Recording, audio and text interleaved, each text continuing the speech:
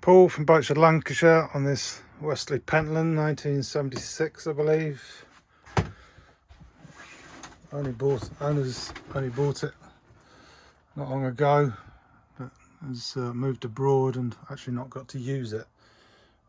It's been shipped up to a marina up here in Lancashire, but it's not the master's, or the boat is as delivered really off the wagon.